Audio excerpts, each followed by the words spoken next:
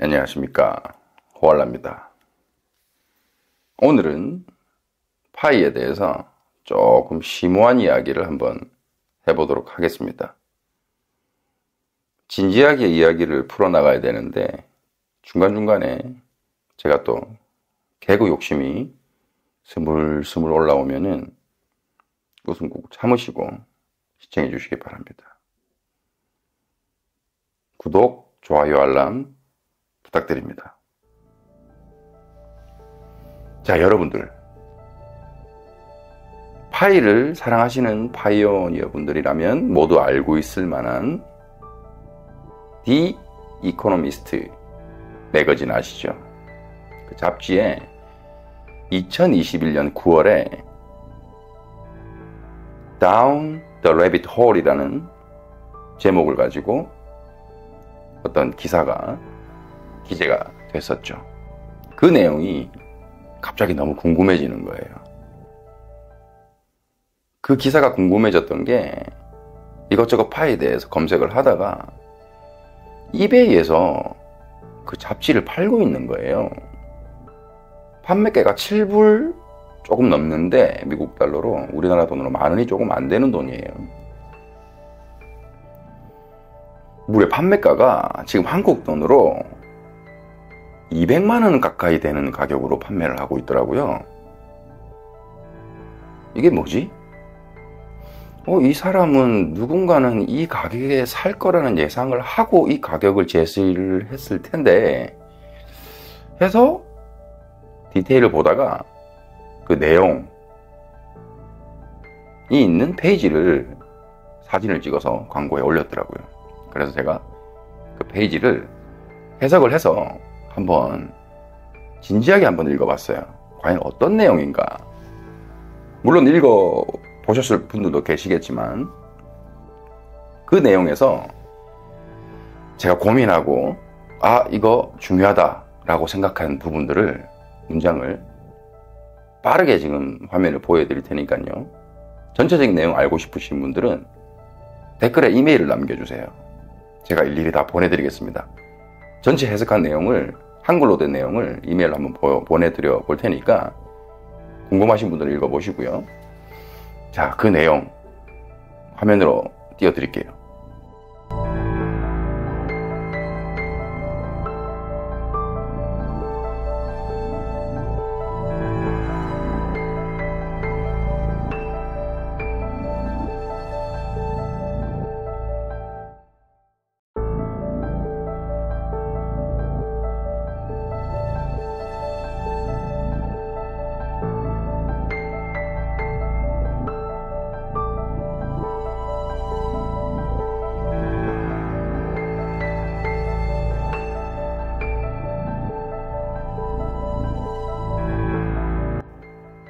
자, 먼저 전체적인 줄거리 말씀을 드리고 시작을 할게요.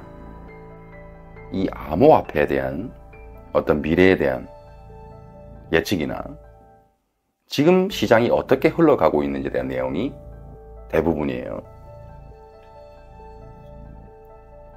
그리고 아이러니하게도 이더리움에 대한 내용이 가장 많아요. 자, 이 내용들 중에서 제일 먼저 눈에 들어왔던 내용, 첫 내용부터 좀 파격적이었어요. 2009년에 만들어진 최초의 대형 블록체인인 비트코인은 이제 방해가 됩니다. 초반부터 비트코인을 까고 시작합니다. 마약 구매에 사용되고 어두운 세상의 돈으로 표현을 해버리고 그 다음부터는 이더리움을 쭉 설명합니다. 처음부터 세죠. 비트코인은 미래의 화폐가 될 수 없다라고 아예 전제를 깔고 시작을 해요. 자, 두 번째 문장.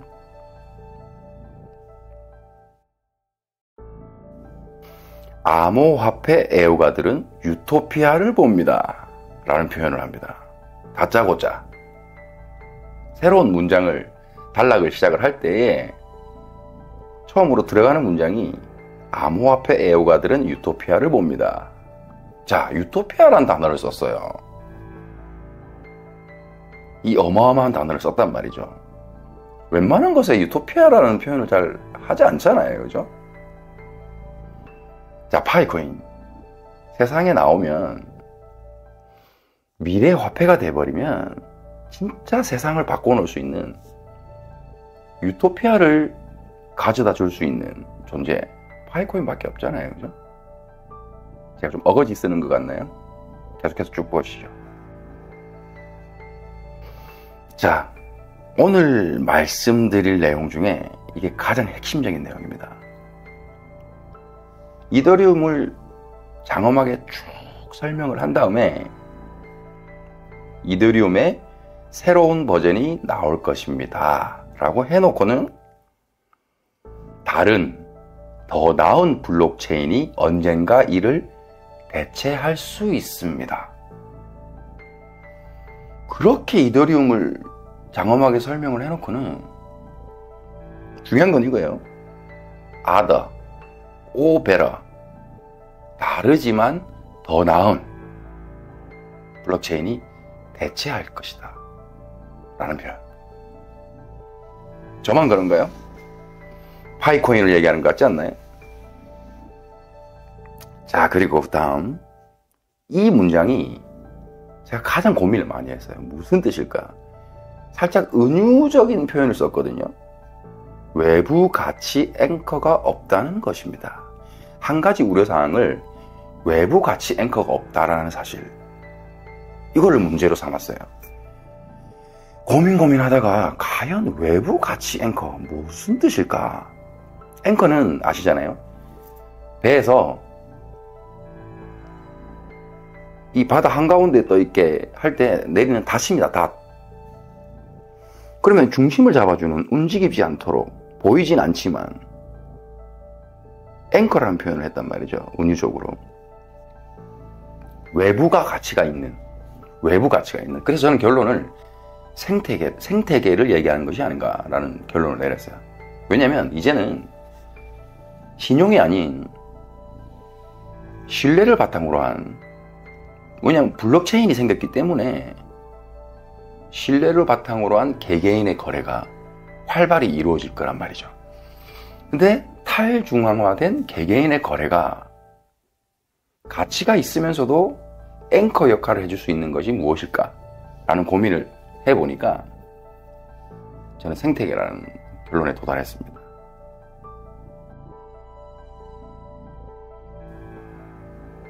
그리고 또 보시면은, 그러나 성공하려면 미국 금융감독 기관인 암호화폐 전문가 게리 겐슬러가 설명한 대로 기존의 금융 및 법률 시스템과 통합해야 합니다. KYC. 그리고 파이코어 팀에서 이루어냈던 어떤 법적 문제를 싸그리 제거를 했죠.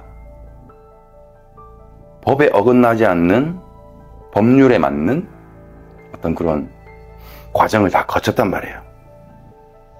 요것도 연관이 되어 있지 않나 라는 추측을 저는 해봤습니다. 그리고 마지막, 1990년대 인터넷과 마찬가지로 혁명이 어디에서 끝날지 아무도 모릅니다. 하지만 이는 돈의 작동 방식을 바꿀 것이고, 그렇게 되면서 디지털 세계 전체도 바뀔 것입니다. 돈의 작동 방식이 바뀐다. 혁명이죠, 그죠?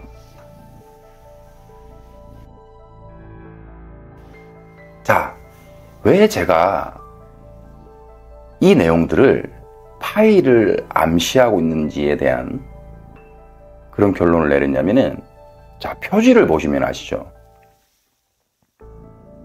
그 이상한 나라로 가는 그 구멍, 이상한 나라 앨리스, 그 이야기를 배경으로 표현을 했는데, 이 내용과 접목을 시켜보면요, 저도 디자인을 했지만 이 내용을 이 그림 한 장에 표현할 수 있다는 게 상당히 어려운 거예요.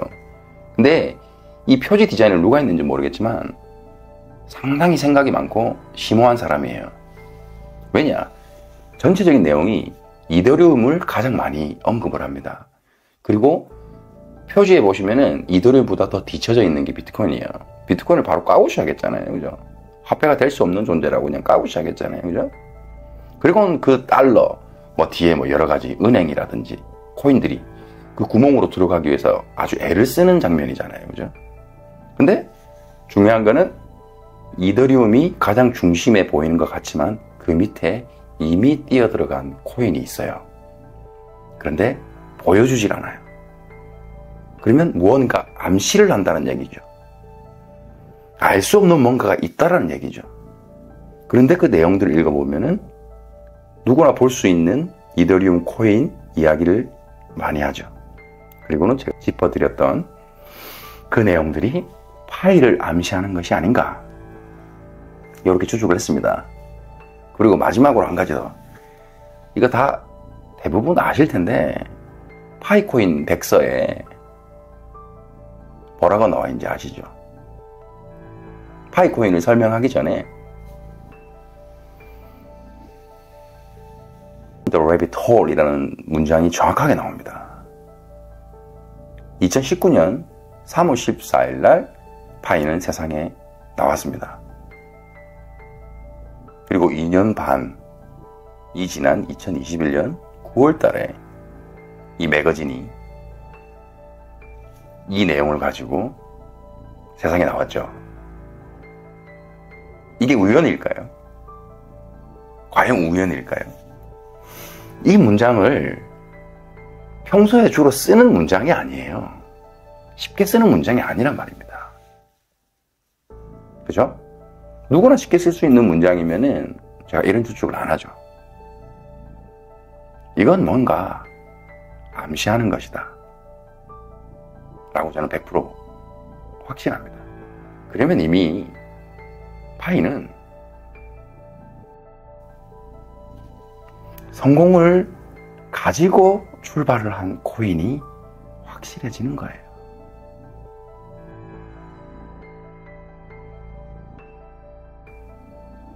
유토피아가 곧 열릴 것입니다, 여러분. 파이 꼭 잘 지키시고요.